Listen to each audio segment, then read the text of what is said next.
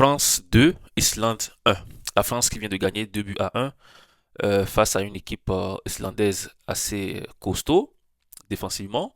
Dans le jeu, il n'était pas aussi mal. Je vais commencer ce débrief-là par l'équipe française, l'équipe de Deschamps.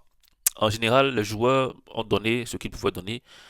Mais voilà, la France, comme face à l'Ukraine, n'était pas aussi joueuse comme on l'a vu ces derniers temps, surtout lors de la Ligue des Nations. La France était plus joueuse. Je sais pas si c'est parce qu'il y avait d'autres joueurs. Aujourd'hui, il n'y avait pas des joueurs comme Dembélé, comme Doué devant, mais néanmoins, on a eu un bon Barcola. Mbappé, il est toujours au top, hein. Mbappé, c'est Mbappé. Michael Olise, lui, franchement, très bon joueur, que ce soit au Bayern, que ce soit en équipe nationale, mais en général, un côté collectif, c'était pas bien huilé, seulement devant, hein, devant, voilà, il y a des joueurs techniques, vous ne pouvez pas parler de Olise sans parler de technique, Mbappé, très technique, Bakola, voilà, c'est des joueurs très, très, très, très fins techniquement, mais on ne sentait pas vraiment une cohésion dans les joueurs de Deschamps. C'est vrai que Deschamps, c'est pas un technicien, c'est pas un Pep Guardiola, c'est pas un Luis Enrique qui va forcément dire à ses joueurs de pouvoir faire 1000 passes dans un match. Non, c'est voilà tout ce qu'il faut hein, pour amener l'individualité à pouvoir marquer ou à pouvoir faire marquer quelqu'un d'autre et à pouvoir gagner les matchs, c'est tout. Donc en général, Deschamps, c'est pas voilà un gars à la Pep Guardiola, mais avec ces joueurs-là, on peut s'attendre quand même à plus de technique au milieu de terrain, plus de passes, plus de possession, je vous l'ai dit aussi.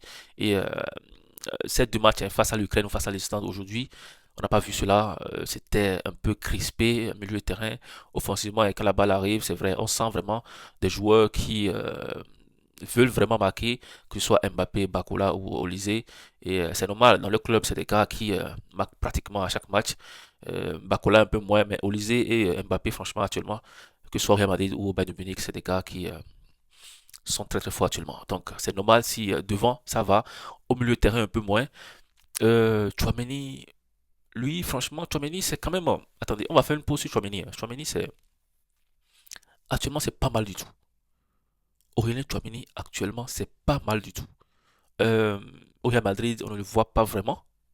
Même s'il joue vraiment un rôle prépondérant, on ne le voit pas vraiment, hein. C'est un peu comme un Casemiro qu'on voit parfois lorsqu'il tacle ou lorsqu'il veut récupérer le ballon.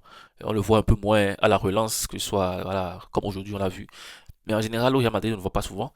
Mais en équipe de France, je vois souvent Chouameni dans les frappes, dans les récupérations et surtout dans l'avant-dernière passe avant le but ou des passes décisives. Voilà.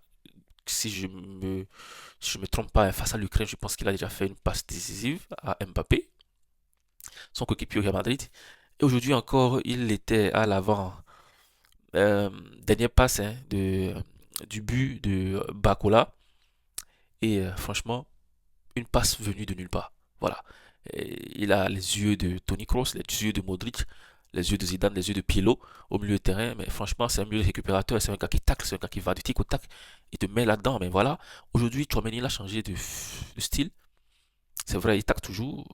Il a même pris un carton rouge ce soir, mais il a aussi hein, cette aptitude-là pour pouvoir faire des passes aussi décisives parfois, des passes qui peuvent casser les lignes, ce que moi je ne voyais pas hein, en lui depuis Monaco.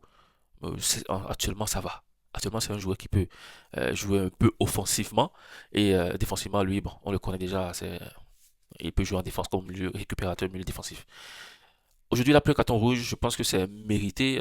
Ça peut arriver. Hein, des joueurs comme Chouameni au milieu récupérateur, au milieu défensif, c'est normal. C'est ce genre de faute. Mais les tacles comme ça, hein, directement comme ça, c'est rare. Ça arrive, mais c'est rare. Voilà, vous n'allez pas dire à un défenseur ou à un milieu de terrain défensif de ne pas tacler. C'est impossible. Mais voilà, les tacles, parfois, ça donne des cartons rouges, ça donne des cartons jaunes. C'est normal. Un carton rouge mérité, malgré son beau match. Le carton rouge est venu un peu envenimer ou un peu gâcher hein, cette soirée-là. Cette magnifique soirée-là, ce magnifique match qu'il faisait. Mais voilà, en général, ça va. Je pense qu'il a plusieurs remplaçants. On peut le remplacer facilement en équipe de France. C'est peut-être au Real Madrid que euh, s'il avait pris le carton rouge, ce serait un peu problématique. Mais voilà, aujourd'hui aussi, le Real Madrid, euh, un joueur comme Kamavinga est de retour, donc ça va. Équipe de France, deux matchs joués, deux victoires. Ce début des matchs comptant pour la qualification de la Coupe du Monde 2026. C'est 6 points gagnés, mais des 6 points un peu problématiques. Voilà, c'est pas des 6 points comme d'autres équipes l'ont fait, comme l'Espagne, où vous sentez que c'est seulement une seule équipe sur le terrain. L'Espagne, quand vous jouez face à l'Espagne, franchement, c'est de la première à la dernière minute, vous ne voyez rien. Il faut vraiment être concentré pour peut-être arracher quelques possessions ou quelques frappes. Franchement, il faut mettre une pression de dingue. Aujourd'hui, la France, c'est pas vraiment ça, un peu, c'est la France. La France aujourd'hui, c'est pas, c'est comparé, hein, voilà, à une équipe italienne qui te laisse la balle ou qui possède très très peu la balle, mais qui se repose plus sur les individualités ou sur les coups de pied arrêtés.